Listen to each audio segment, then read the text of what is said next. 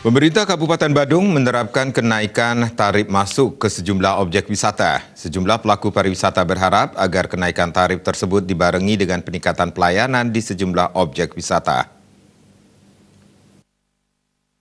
Mulai tanggal 1 Juli 2019, kenaikan tarif masuk ke sejumlah objek wisata di Badung sudah diterapkan.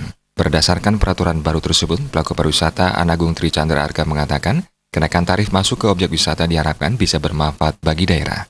Menurutnya, kenaikan tarif masuk ke objek wisata ini harus dibarengi dengan peningkatan kenyamanan di sekitar lingkungan tempat wisata. Sehingga kenaikan tarif ini dapat memberi dampak positif terhadap kenyamanan, ketertiban, dan keamanan daripada objek wisata itu sendiri. Bagaimana harapan naik ini juga agar bisa bermanfaat bagi daerah. Tentang apa? Pertama, tentang kenyamanan di sekitar lingkungan. Jadi dampak positifnya harus ada. Dalam arti bagaimana objek wisata itu dengan kenaikan ini memberikan dampak yang positif dengan terjaganya ketertiban, kebersihan, keamanan.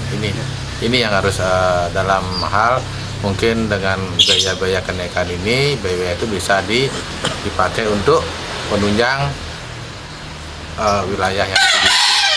Nah, kan itu harapan kami. Karena selama ini selaku pelaku pariwisata saya sendiri kita sudah bayar pajak hotel restorannya, tapi dari sisi di mana tempat-tempat usaha kami masih perlu diperhatikan. Pihaknya berharap agar pemerintah bisa menggunakan dana yang disetorkan oleh para pelaku pariwisata dapat memberikan imbas positif bagi pelayanan pariwisata dan pelaku pariwisata itu sendiri. Andika dan Adi Setiawan, Bali TV.